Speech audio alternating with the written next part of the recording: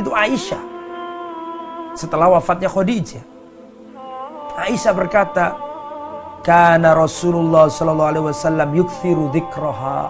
Rasul selalu nyebut-nyebut kebaikan Khadijah. Rasul selalu membuat istri-istrinya itu cemburu dengan dulu Khadijah seperti ini, dulu Khadijah seperti itu. Wa rubbama dzabaha syata thumma yuqatti'uha a'dha'a. Kadang-kadang Rasulullah menyembelih domba, menyembelih kambing. Terus Rasulullah memotong-motong tulangnya dan memotong-motong bagiannya. Setelah itu Rasulullah mengutus seseorang, tolong kasihkan ini ke kerabat-kerabatnya Khadijah. Tolong kasihkan daging-daging ini ke teman-temannya Khadijah. Tolong kasihkan ini ke sanak kerabatnya Khadijah. Subhanallah. Padahal sudah mati Khadijah. Sudah wafat. Tapi Rasulullah masih cinta. Dan di antara cara mencintai orang yang sudah wafat adalah cintailah sanak kerabatnya. Rasulullah tidak pernah berkhianat kepada Khadijah. Tidak pernah. Rasulullah selalu setia kepada Khadijah meskipun sudah wafat.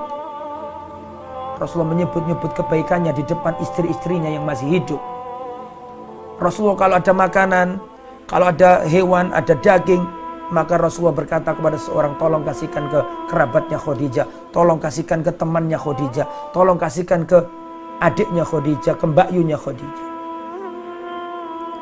Wanita itu kalau setia dan berkorban untuk suaminya, dia tidak akan dilupakan oleh suaminya. Meskipun sudah mati, akan terus didoakan, akan terus diingat-ingat. Dan itulah Khadijah binti Khuwailid. Kemudian ikhwatul iman, saking terus-terusan diucapkan sampai Khadijah ini marah, ya cemberut lah.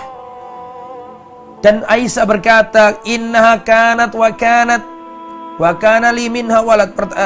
Maaf, Aisyah mengatakan, ka'annahu lam yakun fid dunya imra'atun illa Khadijah. Seakan-akan di dunia ini gak ada wanita lain kecuali Khadijah. Saking seringnya Nabi ngomong Khadijah, Khadijah, Khadijah, sampai cemburu Aisyah dan mengatakan seakan-akan di dunia ini gak ada wanita lain selain Khadijah. Antum tahu apa yang dilakukan Rasulullah? Mengomentari apa yang dilakukan. Rasulullah mengatakan, innaha kanat wa kanat.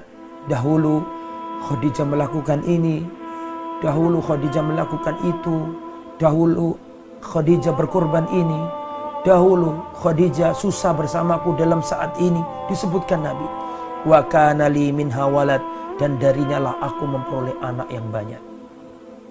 Dalam riwayat yang lain, perhatikan bagaimana cintanya Rasulullah kepada Khadijah padahal sudah wafat.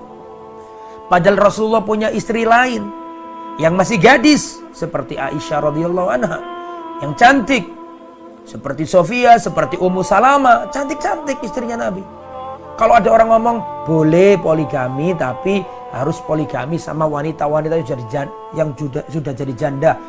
Kan biasanya kan ibu-ibu kan ngomong kayak gitu. Kalau mau nyontoh Rasulullah berpoligami harus yang janda-janda yang tua-tua seperti Rasulullah. Kata siapa? Rasulullah istrinya itu muda-muda, janda iya tapi muda. Ummu Salama, Sofia, bukan yang umur 60 tahun jandanya. Ya, jadi jangan salah paham gitu loh ya. Maka Rasulullah SAW, kalau seandainya Rasul itu hanya dari satu sisi aja, lebih muda, lebih cantik misalnya, tentu Rasulullah melupakan. Tapi ini enggak nih. Padahal ada Aisyah, ada Sofia, wanita Bani Israel yang masuk Islam, ada Ummu Salama, ada istri-istri yang cantik-cantik luar biasa. Tetapi tetap toh seperti itu Rasulullah mengingatkan tentang kebaikan-kebaikan Khadijah. Perhatikan. Dari Aisyah radhiyallahu anha, beliau berkata, perhatikan, ista'dzanat Halatu bintu Khuwailid ukhtu Khadijah ala Rasulullah sallallahu alaihi wasallam. Datang seorang wanita bernama Halah bintu Khuwailid.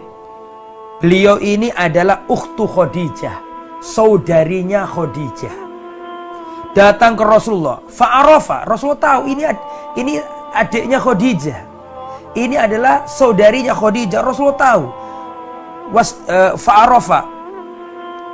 Kemudian fa'arafa isti'dzana Khadijah farta'a faqal Allahumma Hala bintu Khuwailid Maka Rasulullah SAW menyambut Hala binti Khuwailid, dan Rasulullah mengatakan, Allahumma Hala binti Khuwailid, ya Allah, inilah Hala binti Khuwailid, inilah saudarinya Khadijah binti Khuwailid. Disambut, dimuliakan. Adiknya Khadijah ini, maksudnya kerabatnya Khadijah yang masih hidup, dimuliakan Nabi. Ketika datang, Nabi sumringah, Nabi senang, Nabi mendoakan, Nabi menunjukkan sikap ridho terhadap keluarganya Khadijah yang baru datang ini. Dan Rasulullah mengatakan, Allahumma Hala bintu Khuwailid, ya Allah, Hala bintu Khuwailid. Seakan-akan senang dengan kehadirannya, mendoakannya, berbuat baik kepadanya. Faghirtu, kata Aisyah, aku cemburu. Bayangkan, aku cemburu, padahal harus mati loh. Padahal Khadijah sudah wafat, dicemburui sama Aisyah. Fakultu, ma tadkuru min ajuzin min ajaizi Quraisyin hamra'us sidqain au sidqaini. Kenapa engkau selalu mengingat-ingat wanita tua itu? Di antara wanita-wanita tua Quraisy, kenapa kau selalu mengingat-ingat dia? Halakat fid dahar, yang sudah lama meninggal dunia. Fa'abdalakallah khairan minha. Ya Rasulullah, kenapa kau sebut-sebut namanya Khadijah? Kok terus-terusan terus? Padahal Allah menggantikan untukmu yang lebih baik dari Khadijah. Garis bawah ini. Garis bawahi ucapannya Aisyah. Garis bawah. Aisyah mengatakan, fa'abdalakallah khairan minha. Ya Rasulullah, kenapa kau nyebut Khadijah terus? Padahal Allah sudah memberikan ganti yang lebih baik darinya. Maksudnya aku gitu, maksudnya Aisyah. Kenapa kok masih disebut terus Khadijah padahal sudah lama wafat, orang tua? Padahal Allah sudah menggantikan untukmu yang masih gadis, yang cantik. Kenapa kau sebut-sebut terus? Padahal Allah sudah menggantikan yang lebih baik. Apa jawaban Rasulullah? Dan bagaimana jawaban Rasulullah mengomentari omongannya Aisyah? Perhatikan. Rasulullah mengatakan, ma abdalani Allah khairan minha. Tidak pernah Allah menggantikan untukku, tidak pernah Allah menggantikannya yang lebih baik dari dirinya. Tidak pernah Allah menggantikan seseorang untukku menjadi istriku setelah kematian Khadijah yang lebih baik dari Khadijah. Tidak ada. Qad amanat bi, Khadijah telah beriman kepadaku. Idh kafaru biyan nas, ketika manusia semuanya kafir terhadap aku. Wa saddaqatni idh kadzdzabaniyan nas, dialah orang yang pertama kali membenarkan risalahku ketika semua manusia mendustakan ajaranku. Wa wasatni bimaliha idh haramaniyan nas, dialah orang yang mengorbankan seluruh hartanya untuk dakwaku ketika manusia bakhil terhadap dakwaku, ketika mereka bakhil untuk mengeluarkan hartanya kepadaku.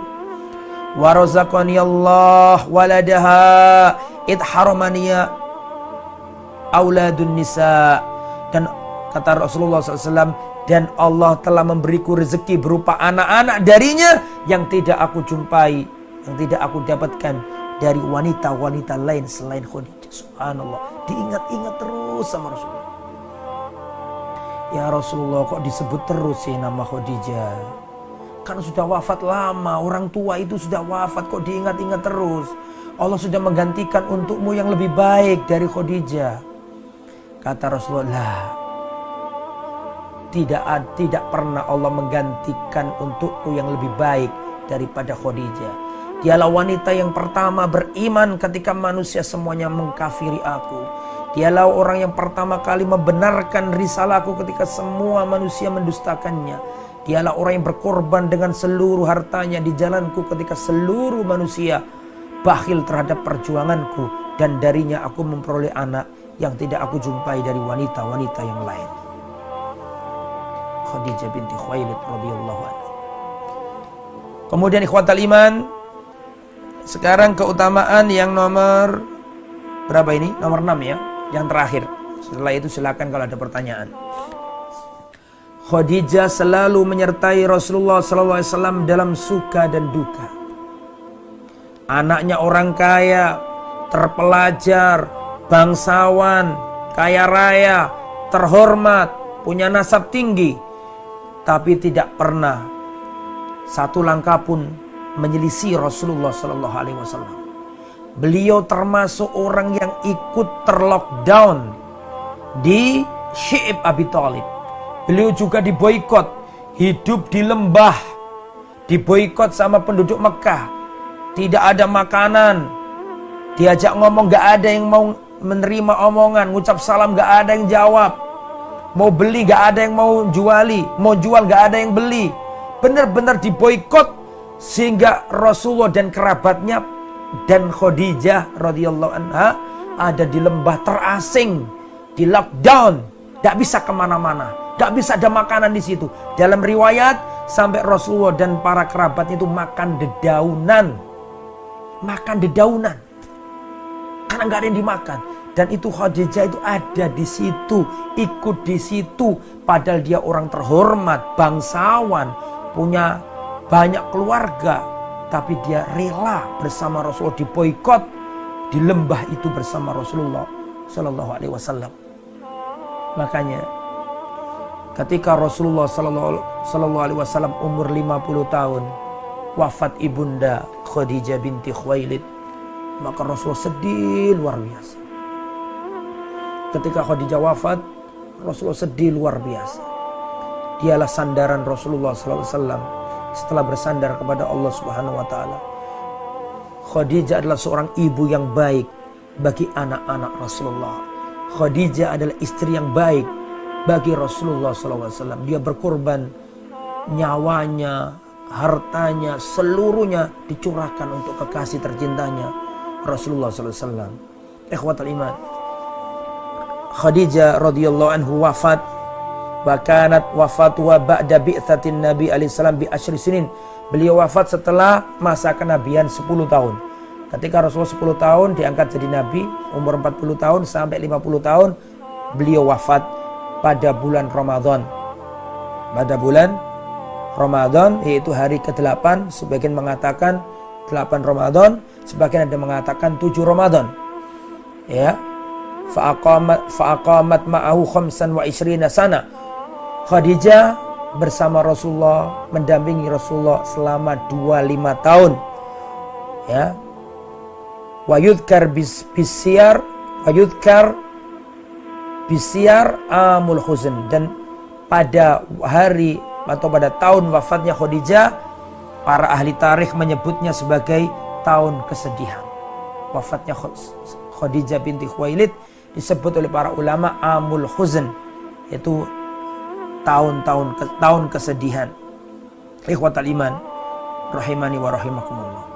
Jika Anda mengingat Sayyidah Khadijah, yang beliau adalah istri Rasulullah di dunia dan istri Rasulullah di akhirat, jangan pernah punya pikiran bahwa nanti Rasulullah ketemu Khadijah itu orang tua. La, di surga gak ada orang tua.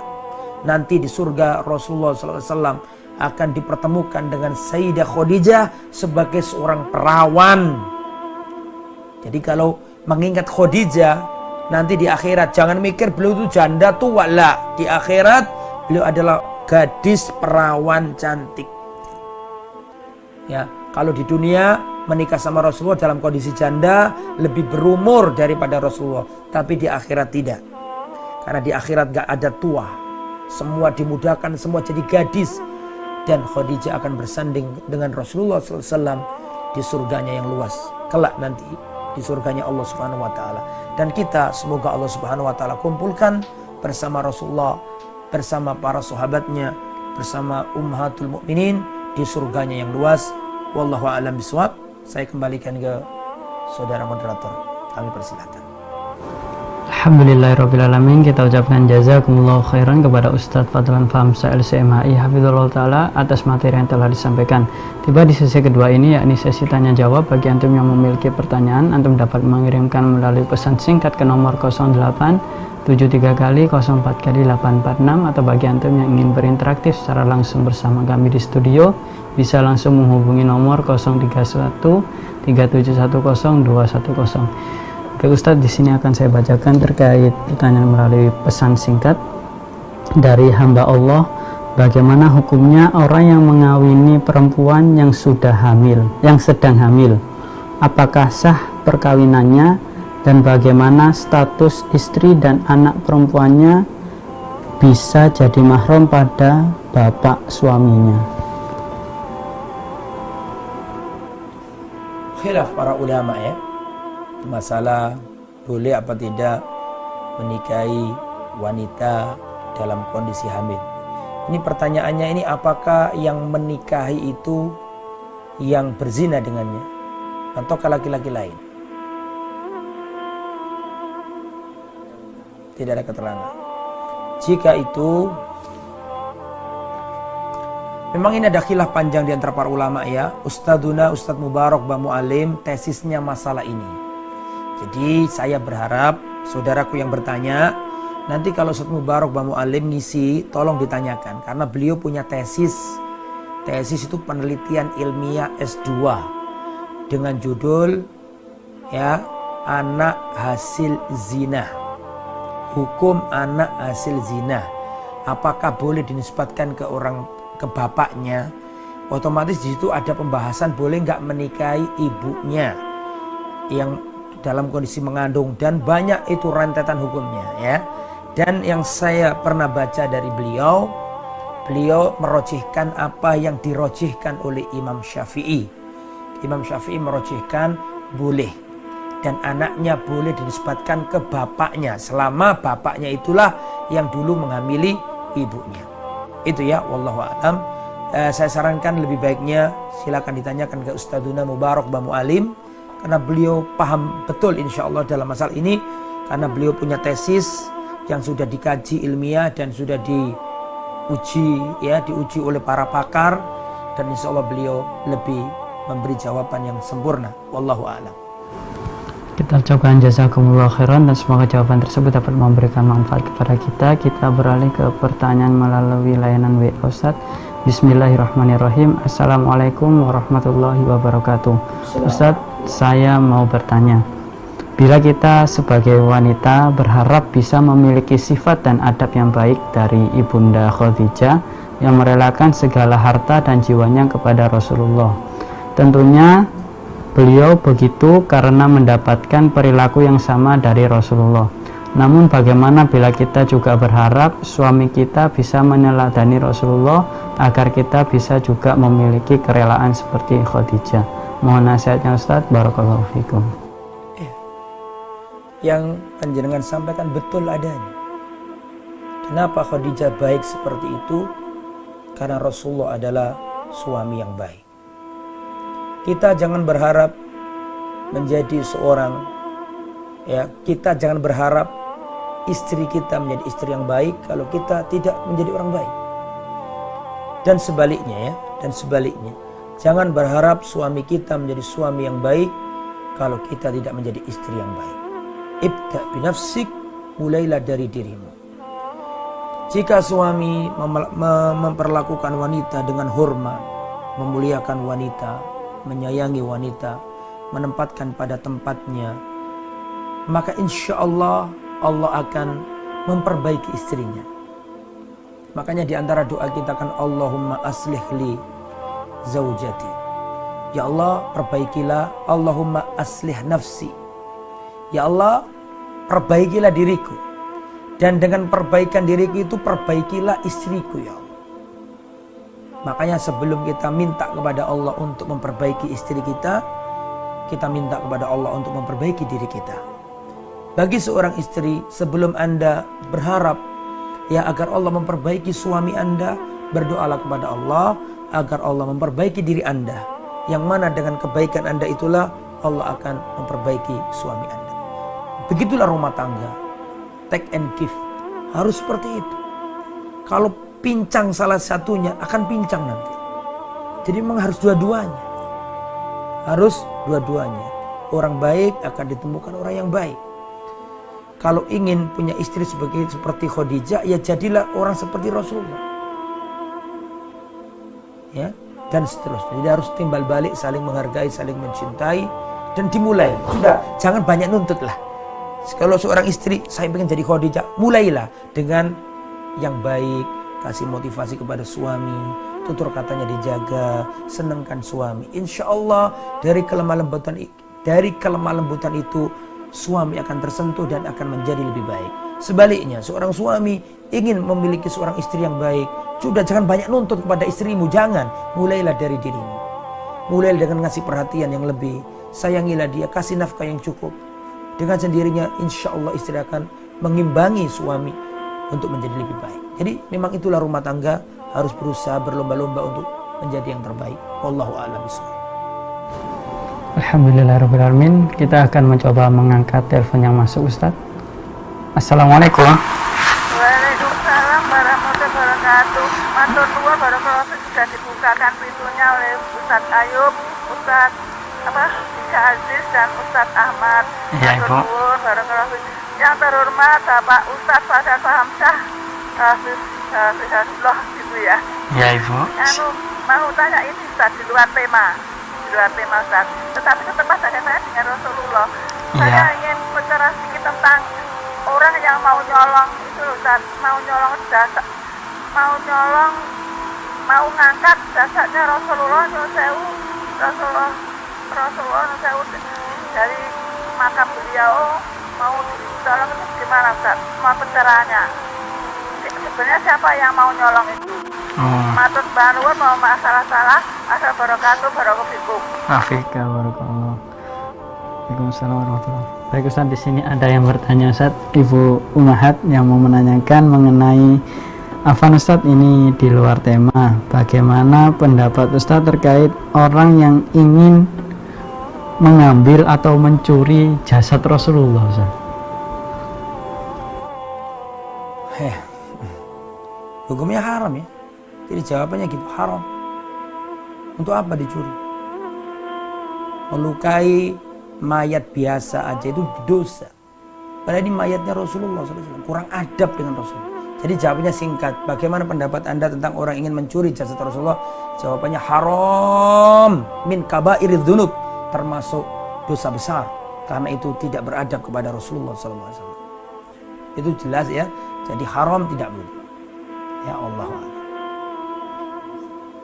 Alhamdulillah, semoga jawaban tersebut dapat memberikan manfaat kepada kita. Dan ini adalah pertanyaan terakhir yang bisa kita ajukan pada pagi hari ini Ustadz. Bismillahirrahmanirrahim. Afan Ustadz ingin bertanya, apakah perempuan melamar laki-laki termasuk sunnah? Karena Ibunda Khadijah melamar Rasulullah. Jazakallah khairan Ustadz. Kata siapa Ibunda Khadijah melamar Rasulullah? Saya tadi nggak nyampaikan gitu. Yang melamar Rasulullah, melamar Khadijah. Jadi begini, di zaman jahiliyah itu ada model-model pernikahan. Tadi sudah saya ceritakan kan. Di antaranya yang tadi itu saya ulangi panjang ya. Tapi pernikahan model Rasulullah sama Aisyah, ini pernikahan yang terjadi di zaman jahiliyah yang ditetapkan dalam Islam. Jadi saya ulangi, bukan Khadijah melamar Rasulullah. Enggak. Saya tadi nggak ngomong gitu. Yang melamar tetap Rasulullah Sallallahu Alaihi Wasallam. Ya, saya ulangi ya, biar tidak salah paham. Jadi tadi itu Khadijah menyampaikan unek-uneknya kepada siapa tadi? Nafisa. Nafisa menyampaikan ke Rasulullah. Sebatas itu aja. Dan Rasulullah setuju. Langkah selanjutnya Rasulullah datang ke paman-pamannya. Dan Rasulullah bersama paman-pamannya datang ke keluarganya Khadijah. Untuk apa? Meminang. Untuk melamar. Ya, jadi jawabannya yang melamar adalah Rasulullah. Ya, Sallallahu Alaihi Wasallam. Saya baca di sini ya. Mana tadi? Nah, ini nih. Fakallama Rasulullah a'mamahu. Rasulullah menyampaikan ini ke paman-pamannya.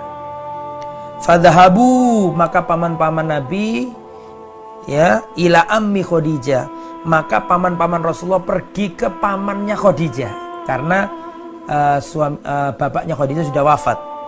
Fadhahabu ila ammi Khadijah, maka para paman-pamannya Nabi, Abu Thalib, Abu Lahab, Abbas, ya mungkin Hamzah dan yang lain masih banyak. Pamannya Nabi kan pada waktu itu masih banyak. Ya, nanti Nabi ketika umur 40 tahun, pamannya yang tersisa cuma 4. Abu Thalib, Abu Lahab, Abbas, sama Hamzah. 2 mati kafir, 2 masuk Islam. Abu Thalib, Abu Lahab mati kafir. Abbas, Hamzah masuk Islam. Tapi ini kan Rasulullah umurnya 25. Masih kemungkinan banyak paman-paman yang lain belum wafat. Maka paman-pamannya Nabi datang ke keluarganya Khadijah. Untuk apa? Ya, khotobuha, untuk melamar Khadijah. Jadi jawabannya, yang melamar siapa? Yang melamar adalah Rasulullah. Tetapi, perhatikan, masih belum selesai ini ya. Tetapi boleh seorang wanita menawarkan dirinya, itu boleh. Ya, boleh. Ada seorang wanita di zaman Rasulullah datang ke Rasulullah. Ya Rasulullah, aku serahkan diriku kepadamu. Maksudnya, nikahilah aku ya Rasul. Maka Rasulullah melihat wanita ini dari ujung rambut sampai ke bawah. Maksudnya itu dari atas ke bawah dilihat sama Nabi. Tapi Nabi kurang tertarik. Itu sah, boleh. Boleh untuk menolak, boleh. Itu kan pilihan. Boleh lanjut, boleh tidak. Tapi Rasulullah kurang berkenan. Akhirnya ada seorang sahabat Nabi. Ya Rasulullah, nikahkan aku sama wanita ini. Ya sudah, nikahilah. Kamu punya apa? Maharnya apa? Saya nggak punya apa-apa ya Rasulullah, kecuali sarung ini. Sarung kalau dipakai kamu, istrimu nggak pakai. Kalau dipakai istrimu, kamu nggak pakai. Gimana? Ya sudah, kalau gitu kamu cari cincin, meskipun terbuat dari apa? Dari besi. Nyari-nyari nggak ketemu. Nggak punya juga. Ini bodoh nekat ini ya. Ini kata Rasulullah SAW, apa kamu punya bacaan Quran? Iya ya Rasulullah, sudah, ajarilah ini istrimu ini, kamu nikah dengan Al-Quran tadi. Ya, tapi situ tadi Rasulullah nggak mengingkari. Rasulullah nggak mengatakan, kamu ini wanita nggak punya malu, masa nawar-nawarkan. Nah, Rasulullah nggak ngomong gitu kok. Rasulullah dalam artian setuju dengan apa yang diperbuat, cuma memang nggak cocok gitu loh. Tapi Rasulullah nggak mengingkari. Jadi wanita boleh datang ke orang yang dianggap baik, selama tidak menimbulkan fitnah, ya. Seperti Khadijah tadi itu loh, melalui perantara yang baik. Boleh menawarkan diri ke orang baik, itu boleh selama nggak ada fitnah. Dan termasuk sunnahnya para sahabat dulu, sunnahnya salaf adalah tidak merasa itu aib menawarkan putrinya ke laki-laki. Penting itu, ya penting. Umar bin Khattab menawarkan putrinya Hafsah kepada Abu Bakar. Umar ya menawarkan putrinya kepada Utsman. Rasulullah menawarkan putrinya ke siapa? Ke Utsman bin Affan. Itu bukan aib. Jadi yang jadi bapak-bapak, yang jadi emak-emak, kalau putrinya sudah waktunya menikah, bukan aib untuk menawarkan ya putrinya kepada seorang laki-laki yang soleh, laki-laki yang tepat. Itu bukan aib, tidak apa-apa. Itu dilakukan oleh para sahabat Muhammad SAW, termasuk juga menawari diri. Ya, di sini ada Mas Syabib misalnya, ditawarkan ke Mas Syabib, ya Mas Syabib ya, atau ditawarkan ke Ustadz yang belum nikah misalnya ya, biar nggak salah paham. Bisa, tidak apa-apa. Ya, asalkan tadi dengan cara yang terbaik, tidak terjadi fitnah. Misalnya ada wasilah seperti dilakukan Khadijah tadi. Khadijah kan nggak datang ke Nabi, tapi toh seandainya datang nggak apa-apa, selama aman dari fitnah. Karena ada dalil, wanita datang ke Nabi, ya Rasulullah, aku serahkan diriku kepadamu. Tapi Rasulullah nggak cocok dan Rasulullah nggak mengingkarinya. Berarti boleh ya, wallahu a'lam. Jadi jawabannya, apakah boleh seorang wanita menawarkan diri ke laki-laki? Jawabannya boleh. Tapi kalau pertanyaannya Khadijah melamar Nabi, lah yang melamar siapa? Tetap Nabi yang melamar Khadijah. Wallahu a'lam bishawab. Sampai di sini mudah-mudahan bermanfaat. Subhanakallahumma bihamdika asyhadu an la ilaha illa anta astaghfiruka wa atubu ilaik. Assalamualaikum warahmatullahi wabarakatuh. Itu Aisyah setelah wafatnya Khadijah. Aisyah berkata, kana Rasulullah sallallahu alaihi wasallam yukthiru dzikraha. Rasul selalu nyebut-nyebut kebaikan Khadijah. Rasul selalu membuat istri-istrinya itu cemburu dengan dulu Khadijah seperti ini, dulu Khadijah seperti itu. Wa rubbama dzabaha syata thumma yuqatti'uha a'dha'a. Kadang-kadang Rasulullah menyembelih domba, menyembelih kambing, terus